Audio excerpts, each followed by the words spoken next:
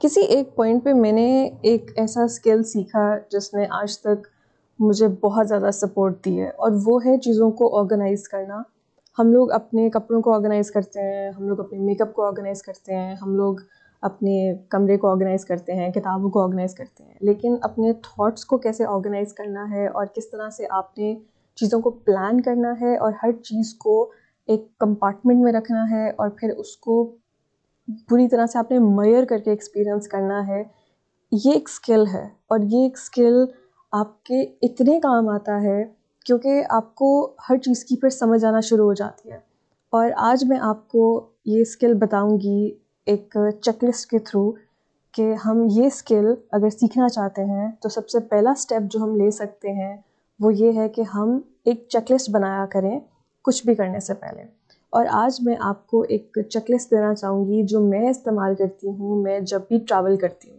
और ये बिल्कुल भी वो चेकलिस्ट नहीं है कि फ़्लाइट हो गई, वीज़ा हो गया, अकोमोडेशन होगी। आई थिंक वो बहुत ही बेसिक बातें हैं और वो सब हमको पहले से मालूम है, तो उन सब बातों में पढ़ने की ज़रूरत नहीं है। लेकिन कुछ ऐसी बातें जो ओवर द ईयर्स मैंने रियलाइज़ किया कि ऑटोमेटिकली मैं इन चीज़ों को खोजती हूँ, ढूँढती हूँ। मैं जब भी किसी ट्रिप पे जाती हूँ और ट्रैवल करती हूँ, तो क्यों ना इसको थोड़ा-सा हम लोग प्रॉपर्ली एक फ्रेमवर्क में लेकर आएँ और फिर सीखें, समझें और फिर ये मैं आप सबके साथ भी शेयर करूँ कि ये एक ऐसा टूल है जो आपके किसी भी ट्रिप को और भी बेहतर बनाएगा।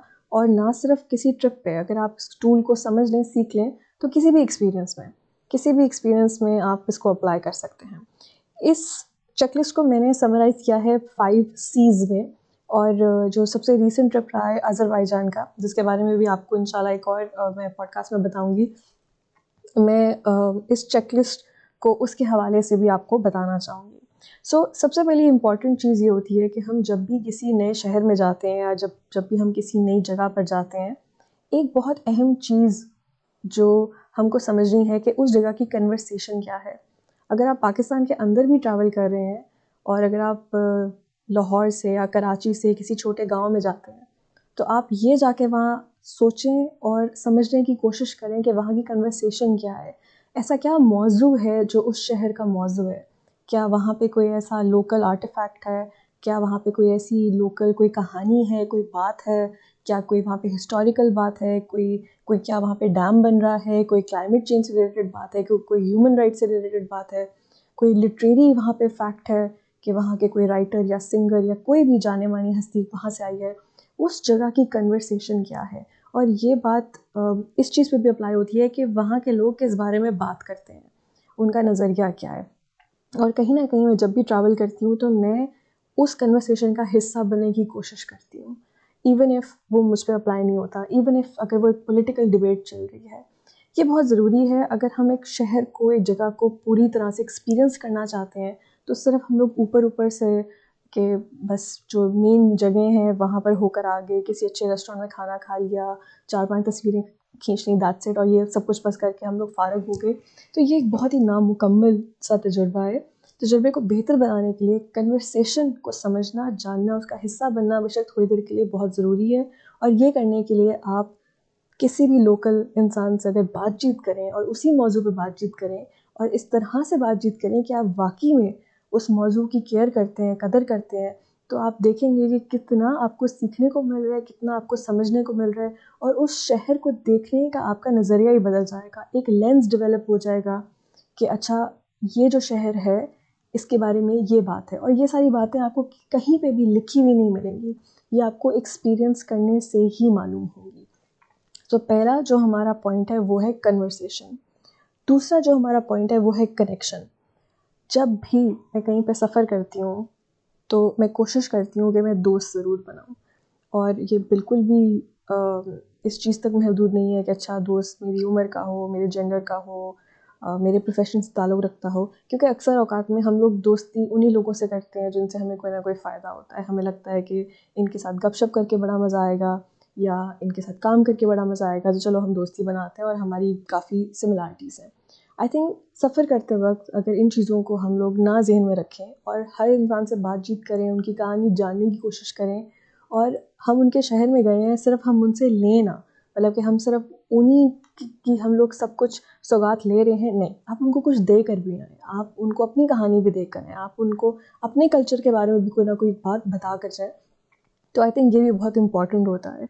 और रिसेंटली जब मैं अफशान सरकुना हम लोग अज़रबैजान में थे, तो वहाँ पे जो हमारा कनेक्शन डेवलप होता था हर इंसान के साथ, जिनके साथ भी हमारी इंटरेक्शन होती थी, वो बहुत ही ख़ास होती थी, क्योंकि वो लोग भी ये देखकर तजस्सुस में थे कि 3 ख़वातीन ऐसे बस व्हीलचेयर पे बैठकर आ गई हैं और बस on their own they are doing so much. और हम उनको देख के भी कोई ना कोई बात सोचते थे कि अच्छा इनकी क्या कहानी होगी, ये यहाँ पे बाकू में कैसे रह रहे हैं, इनकी क्या लाइफ होगी। तो ये जो कनेक्शन होता है बहुत इम्पॉर्टेंट होता है, और यही आपकी ज़िंदगी को और ज़्यादा इनरिच करता है। आपका पर्सपेक्टिव, नज़रिया बदलता है, आपके अंदर और ज़्यादा सिला रहमी आती है, काइंडनेस आती है, एम्पैथी आती है, और ये ज़िंदगी जीने के लिए बहुत इम्पॉर्टेंट गुण है। तीसरी बात भी इससे मिलती जुलती ही है, वो है कल्चर। जब हम कल्चर की बात करते हैं तो हमारे ज़हन में बहुत ज़्यादा नहीं तो बस खाने पीने की इमेजेस आते हैं, या हमें डांस का लगता है कि यहाँ पे जो डांसिंग स्टाइल है, यहाँ पे जो डिफरेंट आर्किटेक्चर है। कल्चर सिर्फ इन चीज़ों का नाम नहीं है। कल्चर एक बहुत ही वसी टॉपिक है, और कल्चर को समझने के लिए भी आपको एक चीज़ को महसूस करना पड़ता है। आप उसके बारे में ज़्यादा पढ़ नहीं सकते हैं। मैं आपको एक एग्ज़ाम्पल देती हूँ। जैसे अगर एक जगह का कल्चर ये है कि वो अपने बुज़ुर्गों की इज़्ज़त नहीं करते, तो ये बात आपको किसी किताब में पता नहीं चलेगी। ये आपको बात सिर्फ तब पता चलेगी जब आप वहाँ पर बैठ के ऑब्ज़र्व करेंगे लोगों का बिहेवियर। तब आपको पता चलेगा कि अच्छा इनका बिहेवियर अपने बड़े बुज़ुर्गों की तरफ कैसा है, अपने बच्चों की तरफ कैसा है, डिसेबल लोगों की तरफ कैसा है, रिलीजन को लेके कैसा है, खाने को लेके कैसा है। और ये सब तब होता है जब आप थोड़ा-सा खामोश होके ऑब्ज़र्व करते हैं। बेशक किसी बहुत ही क्राउडेड जगह पे चले जाएँ, वहाँ पे बैठ के ऑब्ज़र्व करें, और अगर कहीं नहीं भी गए तो अपने शहर में ही आप ज़रा बैठ के ये चीज़ करें। आपको हैरानगी होगी कि सिर्फ़ जो हम टीवी पे देखते हैं या हम जो किताबों में पढ़ते हैं वो काफ़ी नहीं होता। कभी-कभी चीज़ों को महसूस करना भी इम्पॉर्टेंट होता है। तो अक्सर जब मैं ट्रैवल करती हूँ तो मैं ये ज़रूर करती हूँ कि मैं कहीं न कहीं क्राउडेड जगह पे कॉफ़ी लेके बैठ जाती हूँ और मैं लोगों को ऑब्ज़र्व करती हूँ। और आखिरी दफ़ा जब ये मैंने कॉन्शियसली किया था तो वो मैंने हरम में किया था 3-4 साल पहले उम्रे के दौरान। जब हमने अपने काम मुकम्मल कर लिए तो मैं कोने में कॉफ़ी लेके बैठ गई, और मैंने वहाँ पे बहुत सारे लोगों को दुआ करते हुए देखा, और देखा कि अच्छा इन सब का ताल्लुक़ अल्लाह के साथ कैसा है, क्योंकि वहाँ का जो कल्चर है वो अल्लाह की मोहब्बत है। तो उस कल्चर को एक्सपीरियंस करने के लिए अगेन आप किसी किताब को नहीं उठा सकते, आपको वहाँ पे बैठ के ही ऑब्ज़र्व करना है। तो कल्चर को भी एक मुख्तलिफ अंदाज से आप एक्सपीरियंस करें। चौथा जो हमारा पॉइंट है वो है करेंसी, लेकिन असल में ये पार्टनरशिप का दूसरा नाम है, जो कि मैं इस चीज़ को कंटिन्यू रखना चाह रही थी, इसलिए मैंने इसका एक मिलता-जुलता सा नाम निकाल लिया। सो बेसिकली करेंसी क्या है? सिर्फ पैसे का नाम नहीं है।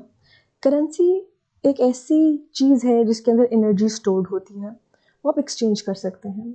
करेंसी आपकी रिस्पेक्ट हो सकती है, करेंसी आपकी वैल्यू हो सकती है, करेंसी कोई ऐसी बात हो सकती है जो आप किसी को दें जिसमें वैल्यू हो। अब होता क्या है कि जब हम किसी सफ़र पे जाते हैं तो बस हम लोग अपना काम करके अपने किसी कॉन्फ्रेंस पे गए हैं तो कॉन्फ्रेंस करके आ गए, फैमिली के साथ गए हैं, खुद से गए हैं तो बस घूम फिर के आ गए। लेकिन हर ट्रिप को एज़ एन अपॉर्चुनिटी देखें तो वहाँ पे पार्टनरशिप्स करने का लाजवाब तरीका होता है। मैं आपको एक और एग्ज़ाम्पल देती हूँ रिसेंटली फ्रॉम अज़रबैजान, कि जब हम लोग वहाँ पे गए तो उस ट्रिप से पहले कुछ महीने पहले मैं दुबई में थी, और वहाँ पे मेरी मुलाकात हुई मीरा से, जो डनाटा में काम करती है। और मीरा को मैं कह रही थी कि देखिए जब हम लोग लैंड करते हैं पाकिस्तान में तो अक्सर हमारी व्हीलचेयर्स हमको नहीं मिलती हैं, और अगर मिलती भी है तो कोई टूटी हुई व्हीलचेयर्स मिलती हैं, तो काइंडली आप ये ज़रा अपने रूल्स को बदलें और आप इस पे ज़रा गौर करें। तो उनके साथ मेरा काफ़ी अच्छा राब्ता रहा, और फिर उन्होंने मुझसे पूछा, तंज़ीला आप जब अपनी सहेलियों के साथ इजिप्ट गई थी तो वो ट्रिप हमने देखा, हमने बड़ा एंजॉय किया, तो आप बताएं आपका नेक्स्ट ट्रिप कब है? तो हमारा अगला ट्रिप तो अज़रबैजान का था। मैंने कहा मैं अफशान ज़रगुना अज़रबैजान जाना चाहते हैं। उन्होंने कहा ठीक है, आप हमें बताएं कि आपको हम क्या सपोर्ट दे सकते हैं। तो मैंने कहा हम कोई अच्छी पार्टनरशिप कर लेते हैं। तो हमारी पार्टनरशिप उनके साथ कुछ ऐसी हुई कि वो हमको अकोमोडेशन प्रोवाइड करेंगे, और हम बदले में उनके लिए एक डॉक्यूमेंट्री प्रोड्यूस करेंगे जो कि एक बहुत बड़ा आउटपुट होगा उन लोगों के लिए जो ट्रैवल इंडस्ट्री में हैं, ताकि वो सीख सकें कि एक डिसेबल टूरिस्ट को किस तरह से हैंडल करना है। तो ये तो बहुत ज़बरदस्त पार्टनरशिप थी, क्योंकि इससे अवेयरनेस भी पैदा हो रही थी, हमारे बजट में भी थोड़ी कमी आ रही थी और हमें उनका एक इंडोर्समेंट भी मिल रही थी। नाटा एक बहुत बड़ी कंपनी है, तो ये हमारी पार्टनरशिप हुई उनसे। तो जब हमारा अभी मार्च में ट्रिप हुआ है, तो हाँ आई थिंक फरवरी मार्च में, यस आई थिंक फरवरी में जब हमारा ट्रिप हुआ है, तो ट्रिप का तो ट्रिप था, लेकिन तो पार्टनरशिप उसने तो मुझे और भी ज़्यादा एक्साइटेड कर दिया। और मैंने सोचा कि अगर ये मैं बात ना करती तो फिर ये आउटपुट ना होता। इसलिए हर ट्रिप पे जो चौथा पॉइंट है जिसको मैं बहुत ज़्यादा गौर से ट्राई करती हूँ कि डेफिनेटली ये हकीकत में आए, वो है करेंसी। कोई ना कोई पार्टनरशिप उस ट्रिप पे ज़रूर होनी चाहिए, जिससे ना सिर्फ आपको फ़ायदा हो, दूसरी पार्टी को भी फ़ायदा हो और जनरली कम्युनिटी का भी फ़ायदा हो। एंड ट्रस्ट मी, हम सब इतने इंटेलिजेंट है कि हम इस तरह की पार्टनरशिप्स क्रिएट करके करेंसी एक्सचेंज कर सकें। जो पांचवा पॉइंट है वो शायद आपको थोड़ा सा क्यूट लगे, लेकिन वो क्यूट ही है। See what I did there, वो क्यूट ही है। पांचवी जो बात है ना, बेसिकली एक जो मेरी चेकलिस्ट होती है कि हमेशा किसी अच्छे ट्रिप पे आपको बहुत ही लाजवाब लगना होता है, दिखना होता है। मैं इस चीज़ में बहुत ज़्यादा इन्वेस्ट करती हूँ और बहुत ज़्यादा इनकरेज करती हूँ हर इंसान को कि अपने आप को ग्रूम्ड रखें हमेशा और कंटिन्यूसली रखते जाएं। आपको अपनी ज़िंदगी को बेहतर कंटिन्यूसली बनाना है हर एरिया में, और आपकी जो उठने बैठने का अंदाज़ है या आपका खुद को कैरी करने का जो अंदाज़ है, वो बहुत इंपॉर्टेंट है, क्योंकि वो आपका सबसे पहला तारुफ होता है। तो ये बहुत इंपॉर्टेंट है कि हम लोग हमेशा क्यूट दिखें। और अगेन आपने नोटिस कर लिया होगा, चूँकि मैं पाँचों सीज़ को सी ही रखना चाह रही थी, इसलिए फिर मैंने क्यूट की जगह और कोई वर्ड नहीं रखा। मैंने कहा चलो क्यूट तो क्यूट ही है, तो हम सबको क्यूट भी लगना होता है, तो हर ट्रिप पे मुझको भी क्यूट लगना होता है। तो मैं अपने कपड़ों में बहुत ख़ास तवज्जो रखती हूँ। मैं देखती हूँ अच्छा कौन सा स्कार्फ किसके साथ मैच करेगा, क्या होगा, और मैं पूरी लिस्ट बनाती हूँ, रिटर्न काम करती हूँ कि अच्छा उस दिन मैच उसके साथ ये पहनना है, ताकि मेरे पास किसी चीज़ की कमी ना हो। और कभी कभी अगर आप किसी ऐसे मुल्क में हैं जहाँ पे अच्छे कपड़े अवेलेबल हैं, तो इट्स ऑलवेज़ नाइस कि आप वहाँ से कोई जोड़ा खरीद के उन्हीं के कल्चर के मुताबिक आप ढल जाएँ। तो पाँचवीं जो मेरी सबसे इम्पॉर्टेंट चेकलिस्ट पे नोट है, वो है क्यूट लगना। तो just to sum up quickly, 5 ऐसी चीज़ें हैं जो आप किसी भी ट्रिप पे कर सकते हैं अपने ट्रिप को बहुत बेहतर बनाने के लिए। सबसे पहली चीज़ है कन्वर्सेशन, दूसरा कनेक्शन, तीसरा कल्चर, चौथा करेंसी और पांचवा क्यूट। आई रियली होप ये चेकलिस्ट आपके काम आए, और जब आप इस पे अबूर हासिल कर लें, आपका ज़रा टूल तेज़ हो जाए, तो फिर आप इस चेकलिस्ट को किसी भी एक्सपीरियंस में इस्तेमाल कर सकते हैं।